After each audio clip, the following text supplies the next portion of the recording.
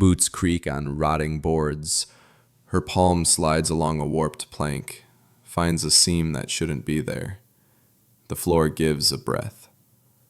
Then a metal case drops through with a hollow thud that echoes like a verdict. Cold air rushes up from a sealed root cellar, damp and old. Oilcloth-wrapped bundles stack like bricks in the dark.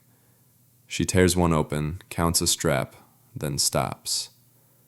The weight says the rest. Fortune level. But a leather ledger slips free. One name, one route, tying this money to a crime everyone here agreed to forget. To see why this moment could save or destroy her, we need to go back. Grief arrived like an unpaid bill, due every morning. She'd sign death certificates and condolence cards, then the rent notice. Funeral costs drained what they had saved for braces in a summer camp that would never happen now. She needed a roof, any roof, fast. The cabin was the cheapest listing in 3 counties. No utilities, sold as is, and marked with an odd disclosure. Sealed root cellar, no access. The deed passed hands in a whisper at the tax office. Locals kept their distance. They remembered the prior owner, a recluse tied to a transport company that vanished as quietly as their trucks. Some said he kept ledgers instead of friends. Some said he buried problems. On her first visit, the porch warped like a boat hole. The padlock on the front door was newer than the hinges. She stepped inside and felt the floor near the kitchen carry a different kind of weight, as if the house had secrets and the joists were tired of holding them. Dust lay thick enough to write in. In the breaker panel, she found a torn envelope addressed to Occupant. Inside, one line in shaky ink. Do not tear up the kitchen. The cellar stays sealed. She folded the note and slid it into her pocket. The sink coughed iron, then nothing. Wind pressed through hairline gaps like the house was breathing. She told herself she'd make it work for a month, 2 at most, until she could catch up. The eviction clock didn't care about splinters or superstition. A child slept on an air mattress 2 towns over, trusting his mother to solve math that refused to add up. At the general store, when she asked about the property's history, the cashier's eyes flicked to the door. Storms rot root cellars, he said. Best leave what's sealed. On the bulletin board, a faded missing logo for a transport firm, letters rubbed to ghosts, stuck like a thorn in her mind. Back at the cabin, the first hard rain rattled the boards until the house sounded alive and alert. She walked the perimeter with a flashlight, tracing gutterless eaves, counting nail heads. In the kitchen, the floor seemed to hum. She knelt, pressed her ear to the plank, and heard only rain. Still, the seam line by the stove felt wrong, too straight, too deliberate, like a lid waiting for a hand. Her savings dwindled. A past-due envelope slid under the door with the morning cold. She stared at the sealed hatch outline she pretended wasn't there. Curiosity beat caution, but the note in her pocket was a warning and a dare. The cellar stays sealed. The storm answered otherwise. When the storm peaked, she chose the quiet between thunderclaps. A pry bar under the seam, a breath held, and the kitchen floor lifted like a stubborn eyelid. Cold air exhaled, wet soil, cedar, a faint tang of rust. Below, steps cut into clay descended into a square of darkness that felt older than the house. She lowered a lantern, then herself, boots finding purchase on narrow treads. The walls were the color of tea, tamped smooth by hands that had known this tunnel long before her. At the bottom, the space widened to a low room. Shelves lined the walls, bowing under the weight of glass jars turned gray by decades, their contents indistinguishable. Something pickled, something powdered, all of it past use. A chest freezer sat open and empty, its seal cracked and brittle. The stillness had a hum to it, the way an unplugged radio seems to remember being on. She panned the light and caught a patch of wood brighter than the rest, a wall rebuilt with newer lumber. Its boards ran straighter, closer, too neat for the rest of the cellar's patched history. Color bled through tar at the seams. She pressed a knuckle, then her palm. The panel gave an inch, then another. Behind it, crates, tar-sealed, stacked 2 and 3 high. Stamped on their faces was a bank logo she'd only seen in clipped newspaper mastheads at the library, defunct since before she was born. She slit one seal with a pry bar and peeled back the tar. The smell of wax and oil drifted up. Inside, paper slept in tight, disciplined bundles. She didn't grab fistfuls. She lifted one strap, felt its heft. Old currency, obsolete series, with faces she hadn't held in hand. The kind of bills that turn up in documentaries with experts wearing gloves. Beneath them, envelopes of war-era bonds, red and blue tax stamps, bare instruments wrapped in wax paper, edges puckered with time. The lantern threw a warm circle that made it feel like a dream, staged for one audience. In the corner of the crate, a leather-bound ledger nestled like a forgotten conscience. She flipped it open. Columns in clean, precise handwriting. Dates, routes, transfers, initials. The town names read like a map of rails and highways across 3 states. She stopped at a page marked with a blunt pencil slash. The date matched an unsolved armored car robbery her father used to mention when the news ran out. 2 guards missing. Probably Mexico, he'd said. Here, a route number. Beside it, a note. Diverted. Her breath shortened into the kind of silence you get in hospitals and courtrooms. This money wasn't just old. It had a past, and people had paid for it. She needed to know if any of it lived in the present. The next morning, in a different jacket and with a different name scribbled on a deposit slip, she took a single bond into a small town bank 2 counties away. She chose a branch that smelled like carpet cleaner and old coffee. The teller tried to smile, then looked down at the paper. He didn't touch it at first. When he did, he held it by the corners. "Give me one moment," he said, and walked it to a manager whose tie had a coffee stain near the knot. They disappeared into the back for a long time, the kind of lawn that teaches patience to people who don't have any. When they returned, their careful words tried to build a fence nobody could see. "Some instruments like this are still redeemable," the manager said, each syllable sanded smooth. "Verification takes time. Provenance matters. There can be scrutiny at the federal level for items connected to historical events." He didn't say heists. He didn't need to. His eyes flicked to the security camera, then back to her face as if trying to memorize it without staring. She thanked them, declined to leave the bond, and walked out with her heartbeat counting the steps. In the parking lot, she sat behind the wheel and stared at the steering column. Some of this could put food on the table.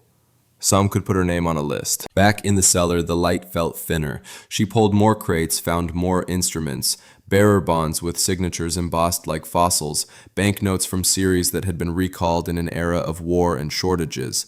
The ledger's next pages mapped settlements to initials she saw again and again in a neat loop.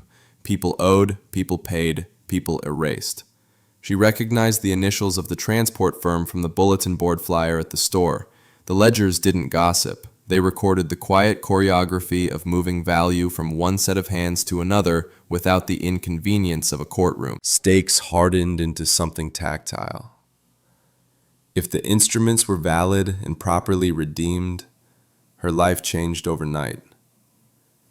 If they were traced to the wrong story, she'd inherit not just money, but the enemies that came with it. She tried to close the crates, stash the ledger, restore the new wall to its staged innocence, but the cellar didn't feel empty anymore. It had the attention of a room where something had just been said out loud. On the 3rd trip down, she noticed scuffs on the clay steps she hadn't made. Small things, a crumb of tar near the wall, a fingerprint smudged across dust where the ledger had lain. Attention was already circling, she realized, not because of what she'd done, but because attention always circles what's been hidden too long. Verification needed an expert. Silence needed a plan. She slid the ledger into a canvas bag, wrapped a bill and a bond as if they were cups that might break, and climbed the steps feeling every heartbeat in her throat. The storm had scrubbed the air clean, but the cabin's kitchen felt like a stage after the actors leave, warm breath still trapped in the boards. She lowered the hatch gently and set a chair over the seam, knowing it didn't matter. If someone else knew the line was there, a chair was only a suggestion. Outside, gravel cracked under tires somewhere past the pines. She stood very still, listening for engines, for voices, for the sound of people who believed that what lay beneath old wood belonged to them. She drove 3 towns over and paid cash for a motel room with a door that stuck. The ledger lay on the bedspread like contraband. She used the burner phone a neighbor insisted on pressing into her palm after the funeral, and search for someone who could tell the difference between myth and money without calling the people myths tend to summon. The currency historian worked out of a creaking office above a pawn shop, the kind of place where lamp cords snake across tile and the bell on the door has a tired ring. He looked like he'd been expecting the past to walk in eventually. Careful hands, a magnifier looped on a lanyard, a voice tuned to low volumes. He didn't touch anything at first. He watched her set the bill, the bond, and the ledger on a felt mat, then slipped on cotton gloves as if dressing for a quiet ceremony. Under the glass he read watermarks, traced microprint with a fine brush of light, angled the paper to make hidden threads flare. He checked the bond's coupons against a reference register that looked older than his desk. "These are authentic," he said, and then didn't speak for a beat, as if testing the floor for weak joists. "The bill's an obsolete series, but legal tender if it re-enters circulation through normal channels. The bearer bond, different animal. Many were canceled, some remain valid. Provenance is everything. If these serials match certain lists, you'll need counsel before you breathe next." He tapped the ledger with his knuckle. "This is the dangerous piece." She kept her face steady. "How dangerous?" He turned pages with a postcard between paper and glove, scanning names, abbreviations that meant nothing until they did. "Routes and transfers marked near dates linked to robberies that never found an ending," he said, eyes narrowing. "Here, 70s. This armored car disappearance? Still an open wound in this region's history. These initials repeat. And these notations. Hold back, diverted. That's inside language. Whoever wrote this knew the choreography from the loading dock." He slid a laminated sheet across the mat. A list of serial blocks circulated among collectors and law enforcement. "Some numbers on your bond series are flagged. Not definitive, but they echo a theory that the largest hit was an inside job. Money never moves cleanly. It leaves fingerprints even on ledgers that think they're wearing gloves." Her mouth went dry. "What do I do?" "Nothing loud," he said. "Find counsel who understands financial crimes and asset recovery. Say as little as possible to anyone else. Someone is always watching instruments like this, and someone is always counting down the days until they can't be redeemed. Desperation makes people sloppy and violent." She nodded, gathered the pieces, and left through the back stairs. In the alley, a black sedan idled with its engine noise buried under traffic. When she stepped onto the sidewalk, a camera flash popped from the shadow of a doorway, a quick insect blink of light, followed by the soft whir of someone turning away too casually. She drove back roads to the motel. The door stuck harder this time. Inside, the bag she'd pushed under the mattress had been moved a finger's width. The ledger's ribbon marker lay across a different page. On the carpet, mud a shade darker than the room's usual grime led a faint arc from the bathroom to the bed.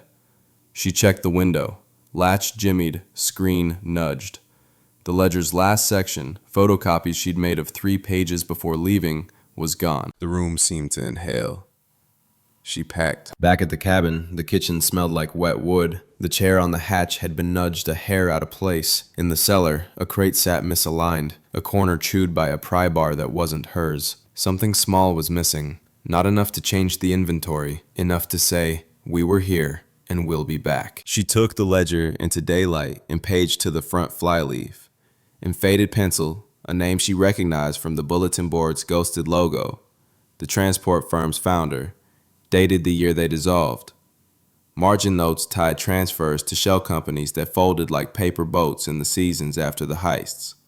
A few names wore titles that weren't corporate: a sheriff, a commissioner, a state house aide. Donations, compliance fees, goodwill. She sat on the sagging step and understood the shape of the thing. The money below her feet wasn't an accident of time. It was a pipeline. Assets diverted, laundered through instruments that age well, reorganized under different umbrellas when headlines cooled, protected by people whose job descriptions used words like integrity while their ledgers wrote other stories. The historian's warning rang in her chest: counsel and silence. She called a legal clinic that a friend once used when a landlord changed locks. The intake voice was calm and unhurried. "We can advise on possession and risk," they said, "and we can refer you to someone who's seen this kind of heat." She ended the call and stared at the tree line. Across the dirt road, a sedan crept past with windows up and no plates on the front. It didn't stop. It didn't need to. It was counting. The money wasn't the only treasure down there. The ledger was a shield if it survived daylight. It was also a target painted on her back. Meanwhile, something else was happening. The story had found her, and it was already telling itself in other rooms. They came dressed like help. Two men in press jackets carried clipboards and a smile that measured the room before it greeted her. Estate consultants, they said, presenting a logo that didn't show up on any Secretary of State site she checked later. Their business card was heavy stock, the kind people use to hide intent behind texture. "We specialize in historic instruments," the silver-haired one said, voice tuned for donors in parish halls. "Compliance, valuation, discreet processing. Assets like yours require care. Mishandled, they trigger questions. Handled correctly, they solve problems." He didn't ask if there were assets. He assumed an inventory. They slid a non-disclosure across the table. 40% for services, plus a clause that read like a gag order dressed as courtesy. She heard the currency historian's caution in her head and let it steady her hands. "Not today," she said. "Not ever without counsel." They didn't argue. They pivoted. "We're also community-minded," the younger one said, eyes on the broken porch rail, the unpaid paint. "We don't like to think of families under strain when solutions are available. We can be quiet, we can be fast." She stalled. She asked for time. When they left, their tires rolled slow past the mailbox as if they were weighing it. Silence didn't feel safe anymore. She called a pro bono legal clinic. Their intake attorney listened, then patched in a financial crime specialist who asked patient questions in spoken verbs. Secure, document, limit, prepare. Then she wrote to an investigative reporter using an encrypted email a friend had used for a whistleblower tip years ago. She didn't tell a story. She dangled an outline and waited to see if curiosity outweighed caution. It did. The reporter's reply arrived within hours. They agreed on protocols, no names in writing, no addresses described. First meeting in a public place crowded enough to lose a shadow. Meanwhile, the consultants worked in daylight. They showed up at the diner with menus folded like proposals, paying cash, leaving tips that felt like bribes, disguised as generosity. Their smiles widened when they saw her son's drawing tacked on the employee corkboard, a dinosaur with a sun the size of hope in the corner. At home, pressure had the shape of mistakes. A neighbor's dog trotted up wagging, a strip of oilcloth clamped in its teeth like a prize scarf. Someone had fumbled a bundle near the tree line. She traded the dog a biscuit and watched a dark stain spread across the oilcloth where tar had cracked. A human lapse. Human enough to say they were nervous. 3 nights later, the wind shifted and brought the smell of aftershave through the kitchen window. In the morning, pry marks scored the back door. The chair over the hatch had been moved with care and impatience. In the cellar, footprints printed the clay, wider treads than her boots. A crate was lighter by a handful of slips, not enough to break the story in the crate, enough to tell her the story was now co-authored. She called the attorney again. "They're escalating," she said. "Then tighten your circle," the attorney replied, "and diversify custody. Evidence in 3 places is safer than money in 1. The reporter called from a payphone. Verification had begun. "We're pulling threads on the transport firm," she said. It didn't just dissolve, it mutated. Changed names, moved liabilities, kept relationships. I found a pattern of lost assets reconciled months later via shell nonprofits. Donations to officials who later authorized salvage contracts. They turned theft into paperwork. "Can you prove it?" the widow asked. "I can show enough dots that the shape becomes undeniable," the reporter said. "But you'll need to hold the documents that make the edges sharp." The next intrusion was clumsy and loud. They came while she was in town. The kitchen window latch surrendered to a screwdriver. They took a generator, some tools, a few journals they couldn't read. On the wall, red spray paint shouted in block letters, "We know what you have. It's ours. Leave it and go." It didn't sound like businessmen anymore. It sounded like boys who'd been told their inheritance was late and decided to collect early. Stakes sharpened. Wealth versus justice stopped being a concept. It became shoe prints, chemical fumes, and the taste of fear in a child's mouth when he asked if they were moving again. She knelt and taught him a storm drill, just the basics, eyes on hers, voice steady. If lights go out, you meet me by the door. If you hear the bell on the back step, you don't open. Safety first, secrets second. She walked the property with the camera clipped to her belt and a flashlight in her pocket. She found a trail she hadn't made. Cigarette butts crushed with the same heel, a gum wrapper tucked in a knothole, the small, thoughtless litter of men who believe someone else will clean up. The offers got softer and meaner. An envelope appeared wedged under the door with a retainer contract and a check made out to her name for an amount that would cover 3 months of rent she didn't have anymore. The memo line read, Goodwill. She mailed it back voided with a copy to her attorney and the reporter. Accountability is 2 pairs of eyes on one temptation. At dusk, a sedan idled at the end of the drive. The younger consultant rolled down his window. Last chance for friendly, he said, a practiced sigh in his voice. No need to invite scrutiny, you can't survive. She leaned on the porch post that had held up better than most things in her life. Scrutiny's already here, she said. You brought it. Bring your questions to counsel. He smiled without teeth. We prefer kitchens. Counsel makes everything slow. Slow is safe, she said. He shrugged, rolled the window up, and left a spray of dust that tasted like old roads. She shut the door, slid the bolt, and understood she was past asking. The next move needed leverage, proof they couldn't burn, copies they couldn't steal, and a story ready to run the moment someone tried to silence it. She started with light and time, the 2 things secrets hate. On a borrowed flatbed scanner in the back room of the legal clinic, she fed each ledger page through one by one, listening to the quiet whir like a metronome for her nerves. Every column, every margin note, every initial stamped itself into 3 identical sets. She labeled them in pencil: counsel, reporter, bank. At a notary's desk tucked behind a row of DMV chairs, she swore the copies matched the originals. The notary didn't ask what the pages meant. She just slid the stamp, pressed, lifted. Authority transferred in ink and pressure. Custody became choreography. 1 sealed packet went to her attorney, logged and receipt signed. 1 went to the reporter, photographed again, then stored behind newsroom steel the reporter trusted with her career. The 3rd went into a safe deposit box under an alias the clinic had helped her open, the kind of small numbered drawer that doesn't care who you are as long as your key turns. She chose a branch in a town where no one knew her coffee order. She kept a 4th set at home, but not the way the hunters would expect. She tucked individual pages into ordinary things, under the cardboard of a cereal box, inside the liner of a winter boot, beneath the false bottom of a toolbox drawer. Not perfect security, annoying security. If they came fast, they'd miss enough to be dangerous to themselves. Money needed a test that didn't wave a flag. She chose 1 bill and 1 small coupon from a bond, walked them into a different bank on a different weekday, and treated the transaction like groceries. The teller keyed in numbers, glanced at a screen, and asked for a second form of identification. A day later, a modest credit hid an account she'd opened for this purpose. Hours after that, a call came from a number that traced to nowhere, asking routine questions about the instrument's origin. The voice was polite, clipped, government-trained. She answered like a person digging up a relative's cedar chest. Family papers. Old.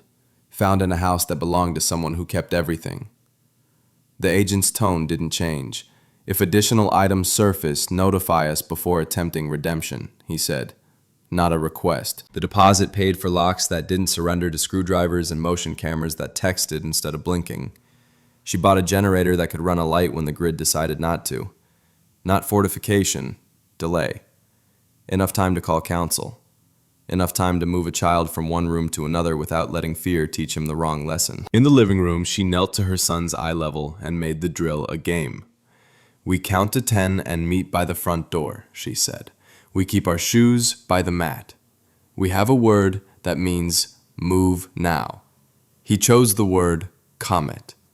He practiced it like a secret handshake. Night pressed its ear to the walls. The cameras chirped when deer crossed the yard. Twice the alerts showed men testing angles on the back step, their faces turned away from the lens like they'd been told where not to look. Each clip went to the attorney and the reporter with timestamps and the steady caption, "They're escalating." The choice sharpened. Cash out and run, the fantasy ripened by every overdue notice and every memory of a fridge filled with more air than food. Or step into the light with the receipts and let the story bruise people who had grown used to getting their way. She took the ledger to the table and opened to the page with a date her father had said like a warning when she was little. Beside it, the initial sheet seen in the historian's laminated sheet.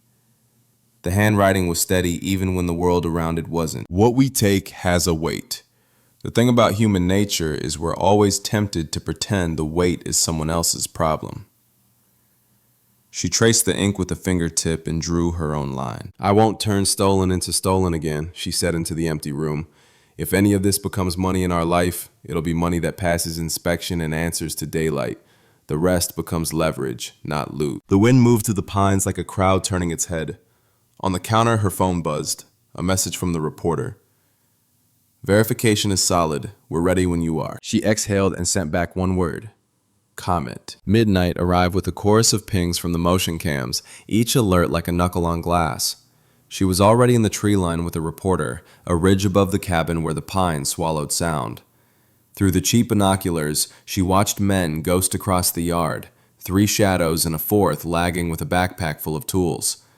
They moved like they had rehearsed the floor plan and were now impatient with doors. The kitchen window surrendered first. Glass taped, pane lifted, latch defeated with a screwdriver that flashed once in the camera's infrared. Then the back door, its bolt pried clean from punky wood with a complaining groan you could feel in your teeth even from the ridge. The reporter raised her camera, the long lens finding faces, then plates on a parked SUV tucked behind the woodpile.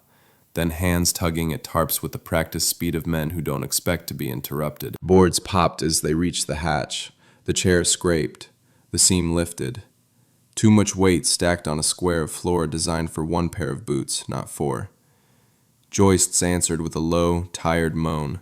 She heard it and felt it at once, a warning in timber that had borne secrets too long. They went down hard and hot. One dropped straight into the root cellar, landing in a storm of dust and curses. Another slid, boots skidding along the edge until gravity made the decision. The leader stayed up top, shouting orders that sounded borrowed from another job. "Wall first, crate second, ledger last." The last man tossed bags and rope down like they were throwing hay. Inside, the lanterns they brought through harsh circles. The false wall didn't resist. Pry bars bit and peeled. Crates slid and thudded. Papers shushed like surf. The name stamped on the wood flashed, then disappeared into the hungry dark where hands fumbled with tar and sealant. The reporter's shutter clicked with small, contained discipline. Faces, profiles, a distinctive watch, crate serials painted in a bureaucrat's hand 40 years ago. Evidence gathered while the scene ate itself. The new weight compressed the center beam. She felt the shift through the ridge's soil, a subtle settling, like breath held too long. The cellar's air changed pitch, an underground tone moving from hum to groan. The leader cursed and told them to hurry. Hurry is the cousin of mistakes. The ledger stack teetered. A slap to steady it sent the top 3 volumes sliding. One flipped open and splayed like a bird dropped mid-flight. The reporter captured the fall and the face that watched it, calculating damage. Then, the house decided it had been patient enough. The center beam snapped with a report like a bat breaking. The floor square gave up its pretense and collapsed, the hatch frame shearing, the kitchen above sagging into the room below. The men shouted in voices that lost their swagger. Dust turned the lantern beams into tunnels. Crates skidded, lids yawning. A rope went taut around a wrist and then slipped. Glove leather burned smooth by friction. "Out! Out! Out!" the leader barked, already halfway to the stairs. But the stairs were a rib cage, and the ribs had cracked. Each step complained, then split. One man went down to his knee and screamed when a nail went in where nails never should. The reporter gripped the widow's sleeve and tugged them both back as the kitchen floor bowed and the countertop slid, dragging a gas line until it hissed its serpent hiss into the new hollow. They scrambled downslope to the road as the house imploded in stages, plaster sighing, wood popping, air venting old dust like a lung finally exhaling. Sirens were far yet, but someone's porch light flicked on across the swale, a human response to unnatural noises. The reporter's phone recorded a voicemail with 30 seconds of chaos. Wood, metal, breath, one coarse prayer, one sob. Later it would be an anchor for a story some would call unbelievable until they heard fear at the right decibels. From the shoulder they watched the roofline tilt and fold. The kitchen disappeared into itself. The hiss at the broken line climbed to a panicked note and then quieted as the earth packed around it, choking off air. Inside, the men were no longer in control. The crates became sandbags, the ledger became confetti, and the walls returned to soil as if the cellar had been a temporary courtesy withdrawn. She started forward once, a reflex older than wisdom, and the reporter pulled her back with a force that said this wasn't a movie. "You can't help them," the reporter said, voice flat and kind at once. "You'll die trying, and then the story dies with you." They retreated to the road mouth and waited, hearts loud, lungs raw from dirt. The blue wash of arriving cruisers painted the pines. Fire tape unfurled. The leader's SUV, now exposed, sat listing, tires half swallowed by a sink in the yard that hadn't been there yesterday. The officers moved with the caution of people who've seen basements turn carnivorous.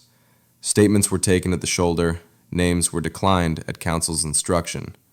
"Trespassers," the widow said, and that was true enough to stop deeper questions at midnight. By dawn, the site was a taped-off ruin. The official phrase would be accidental collapse during criminal trespass. The unofficial accounting was simpler. Greed got heavy, and the earth has a way of measuring load. She stood at the edge long enough to feel the ground slow settle under her boots. The fortune was entombed now, entangled with clay and splinters, beyond fast hands and cheap ropes. But the paper trail was not. The reporter's card held faces, plates, crate stamps, and time. The copies lay notarized in 3 safe places, and the story had a spine even if the house didn't anymore. She touched the ridge pine with her palm, as if to thank it for bearing witness. Then she turned toward town, toward council, toward a newsroom that would wake to an inbox marked urgent. The money was in the ground. The reckoning had come up to meet it. The reporter filed at dawn. By late afternoon, the story had a headline that didn't blink. Serials, chain of custody anomalies, shell companies with charitable names, a transport firm that dissolved into mist whenever questions got warm. The photos hit harder. Faces in the yard, minutes before the collapse. An SUV with temporary tags. Crate stamps that matched archival intake sheets from a defunct bank. The piece didn't accuse. It stacked facts until denial looked silly. Phones started ringing in offices where doors never stay fully closed. The surviving principals of the old network sent statements that sounded like weather reports, unfortunate, regrettable, until shareholders began asking where their reputations had wandered off to. Civil actions opened like umbrellas in a sudden rain. A federal task force pulled cold files out of boxes that had yellowed into furniture. The words pattern and practice entered meetings that used to be about golf. She stayed small by design. Counsel handled calls. The reporter absorbed heat. When officials asked for cooperation, she produced what she'd promised. Notarized copies, chain of custody logs, a timeline written in her steady hand. She never said treasure. She said instruments, materials, documents. Language is armor. She kept one lawful redemption for her child's future, processed with supervision so careful it felt like surgery, an instrument with clean provenance, redeemed in a way that left no echo on any flagged list. Everything else became leverage for reform, not a ticket out. With counsel and the reporter at the table, she drafted an agreement. If any recovery ever emerged from the ground legally, insurance settlements, civil asset dispositions, lawfully redeemed instruments cleared by auditors, those proceeds would seed a fund with a charter she wrote herself. They called it a trust because the word meant what she needed, and asked to believe. Victims' claims first. Families with names she'd read in the ledger margins as short as tombstones. Community repair next. Clinics, scholarships, job training, in towns left hollow by trucks that used to stop and no longer did. Forest conservation braided through every line, because stolen wealth had to learn a new job. It wasn't charity, it was arithmetic done right. At the bank on a quiet Tuesday, a clerk handed back her ID, then paused. "Are you the woman from the article?" The lobby went soft. She nodded once, not a performance. The clerk's eyes didn't shine, they steadied. "My grandfather lost his pension when that company folded," he said, voice low. "He kept a shoebox of clippings under the bed. Thank you for not spending it the fast way." Excavation crews declared the site too unstable to reclaim anything without swallowing equipment. The crater pooled in winter rain, then slumped more in spring. The official recommendation was caution. The unofficial was common sense. Let the ground keep what it took back. The fortune remained part of the earth, a cautionary tale made of tar and pulp and wood. She went back once with an envelope sealed in plain white. She stood at the rim where the kitchen had been and laid the envelope in the damp clay like a seed. Inside, a signed promise. Any lawful recovery that ever touched her hands would move through the trust, not into her pocket. Accountability, spoken in future tense. Meanwhile, the men behind the clipboards disappeared into legal representation and strategic statements. The network that had once felt untouchable turned out to be fragile in the face of sunlight and boredom. People lost interest in protecting a story that didn't benefit them anymore. Her circle got quieter. The child learned that safety could be planned. He watched her take meetings at a folding table, a legal pad between her and experts with acronyms pinned to their lapels. He watched her say no to fast options and yes to sentences that started with, "It'll take time." When the trust opened its first docket, they chose cases that didn't make headlines. A widow who'd been told for 40 years that the numbers didn't add up, a mechanic who kept a shop open on IOUs, a river trail stalled for lack of a small grant and a stubborn permit. The checks were modest and clean. Each came with a note. This began in a cellar but belongs above ground now. The reporter kept her promise too. She published follow-ups that didn't gloat. She tracked court calendars and consent decrees, then wrote about what the money did when it stopped hiding. Solar panels on a school roof, a mobile clinic that rolled into a county that had learned to live without doctors. She named the fund only when necessary. The work spoke better than branding. People asked about the cabin like it was a character they'd grieved. She told them the truth. The place had done what it could. It kept records, it sheltered quiet. It refused to hold up men who treated paper like permission. In the end, it let gravity finish the argument. Months later, a letter arrived on heavy cream from an office with carpeting thick enough to slow footsteps. It offered resolution in exchange for closure, the kind of phrasing that smuggles erasure inside civility. Counsel laughed once and filed it under exhibits should discovery become necessary. The thing about power is it hates paperwork it didn't write. She took her son to the rim at sunset and pointed to where the kitchen had hung above the dark.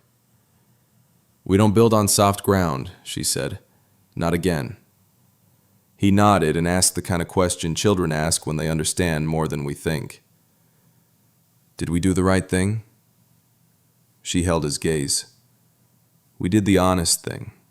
Right takes time to show its face. What nobody knew at the time was how long the ripples would run. The task force didn't close shop. It changed addresses. Quiet indictments landed years later, not for the heists themselves, but for the laundering that came after. False filings, tax lies, a pattern of pretending. The past had a way of billing with interest. She could have traded her conscience for speed, but she chose sleep she didn't have to bargain with, and taught her child that unearned gain is just another kind of debt. If this story moved you, add your voice. Where do you draw the line when money meets memory? Subscribe to Uncanny Remarkable Stories to follow the next true reckoning, and watch next to see how another buried fortune forced a town to choose who it wanted to be.